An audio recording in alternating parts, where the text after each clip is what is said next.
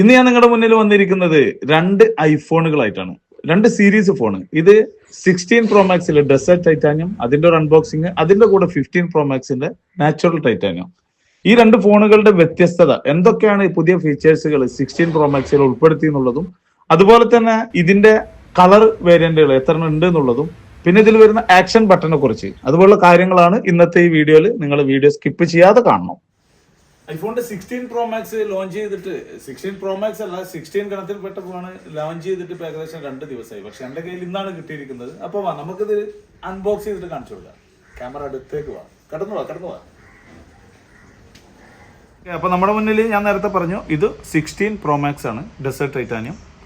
അടുത്തത് 15 Pro Max natural titanium. അപ്പോൾ നമുക്ക് ഫസ്റ്റ് 16 Pro Max ഓപ്പൺ ചെയ്യാം. ഇത് ഓൾറെഡി ഒരു വട്ടം ഓപ്പൺ ചെയ്തതാണ്.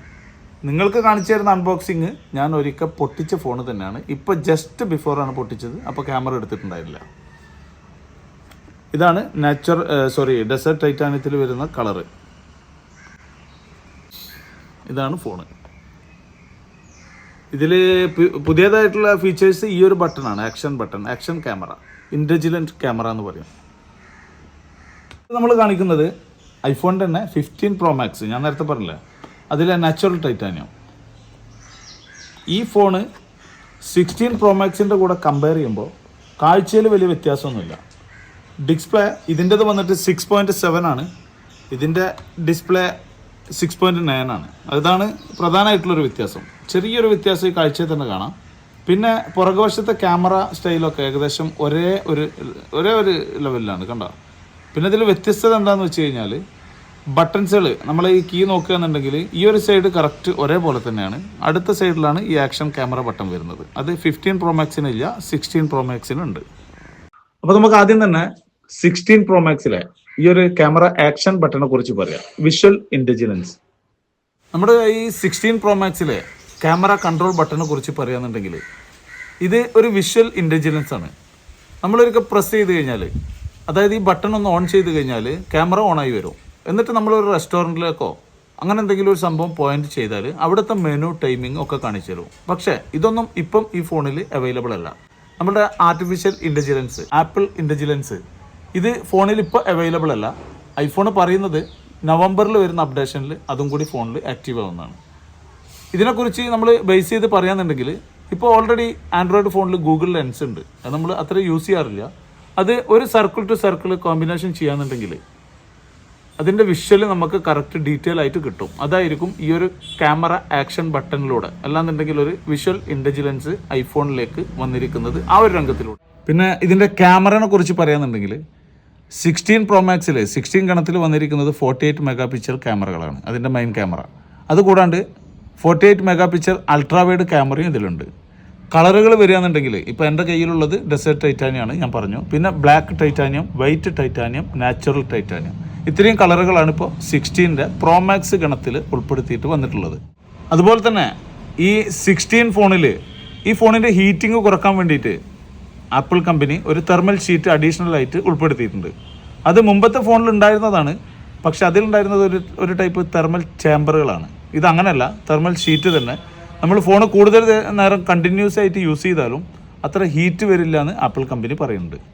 ഐഫോണിൻ്റെ 16 സീരീസിൽ വന്നിരിക്കുന്നത് 16 Pro, അതിൻ്റെ ഓൾഡ് ഡിസ്പ്ലേ സൈസ് വന്നിരിക്കുന്നത് 15-ൽ 6.1 ആണെന്നുണ്ടെങ്കിൽ ഈ ഡിസ്പ്ലേ സൈസ് 6.3 ആണ്.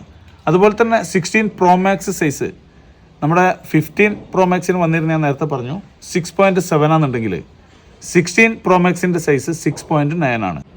S24 അൾട്രാ ഫോണിൻ്റെ ആ ഡിസ്പ്ലേനേക്കാളും വലുതാണ് ഇപ്പോൾ വന്നിരിക്കുന്ന ഈ 6.9 എന്നുള്ള ഈ ഡിസ്പ്ലേ. നമ്മൾ ഇത്രയും കാര്യങ്ങളെക്കുറിച്ച് പറഞ്ഞു എന്നുണ്ടെങ്കിലും ഈ ഡിവൈസ് നമ്മൾ ബൂട്ടപ്പ് ചെയ്തിട്ടില്ല. ഞാനിതാ ബൂട്ടപ്പ് ചെയ്യാൻ പോവാണ്.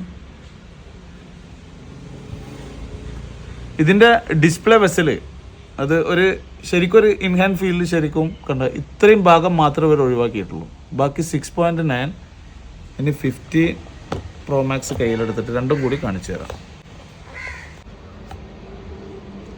ഇതാ 15 Pro Max 16, അതിൽ ഈ ഡിസ്പ്ലേൻ്റെ വെസൽ കണ്ട, ഇത്ര മാത്രമേ അവർ കുറച്ചിട്ടുള്ളൂ. ബാക്കി നമ്മൾ ഇതാ ഈ ഒരു എഡ്ജ് പരമാവധി എടുത്തിരിക്കുന്നത്. ഇത്രയും സ്ലിം ആക്കിയിട്ടാണ് 16 Pro Max ആപ്പിൾ ഇറക്കിയിരിക്കുന്നത്. ഐഫോണിന്റെ 16 സീരീസിന്റെ ഇന്ത്യൻ പ്രൈസ് ഞാൻ നിങ്ങൾക്ക് പറഞ്ഞുതരാം. നോർമൽ ഫോൺ വന്നിട്ട് ഐഫോൺ 16 128 GB 79,900 അതിന്റെ തന്നെ 256 GB 89,900 512 GB 1,09,900 രൂപയാണ്. നമ്മൾ ഐഫോൺ 60 പ്ലസിലേക്ക് വരികയാണെന്നുണ്ടെങ്കിൽ 128 വന്നിട്ട് 89 അല്ലാന്നുണ്ടെങ്കിൽ 89,900 അതുകൂടാതെ 256 GB 99,900 512 GB 1,19,900 രൂപയാണ്. ഇനി നമ്മൾ ഐഫോൺ 60 പ്രോയിലേക്ക് കിടക്കുകയാണെന്നുണ്ടെങ്കിൽ 128 GB വന്നിട്ട് 1,19,900 256 GB 1,29,900 512 GB 1,49,900 അതിൻ്റെ തന്നെ 1 TB വന്നിട്ട് 1,69,900 രൂപയാണ്. ഇനി നമ്മൾ ഐഫോൺ 16 പ്രോ മാക്സിലേക്ക് കിടക്കുകയാണെന്നുണ്ടെങ്കിൽ അത് സ്റ്റാർട്ട് ചെയ്യുന്നത് 128 GB 256 GB അതിൻ്റെ റേറ്റ് വിപണിയിൽ 1,44,900 രൂപയാണ്. 512 GB എൻ്റെ കയ്യിലുള്ള ഈ ഫോണ് 1,64,900 രൂപയാണ്. പിന്നെ അതിൻ്റെ തന്നെ 1 TB 1,84,900 രൂപ. അതാണിപ്പോൾ ഐഫോൺ ഇന്ത്യൻ വിപണിയിലെ 16 പ്രോ മാക്സിൻ്റെയും 60 ഗണത്തിൽ ആ സീരീസിൽപ്പെട്ട ഫോണുകളുടെ റേറ്റ്. ഇനി നമ്മൾ ക്യാമറ ഓണാക്കിയിട്ട് ഒരു ഒബ്ജക്റ്റിനെ ഷൂട്ട് ചെയ്യുമ്പോൾ നമ്മളുടെ ഈ ഒരു ആക്ഷൻ ബട്ടണിലൂടെ അതിനെ എങ്ങനെയാണ് സൂം ചെയ്യുക എന്നുള്ളതാണ് ഞാൻ കാണിക്കുന്നത്. അത് പരമാവധി സൂം ചെയ്താലും പിക്ചറിന് ക്വാളിറ്റി കുറവൊന്നും വരുന്നില്ല, നല്ല ക്ലിയർ ഉണ്ട് പിക്ചർ.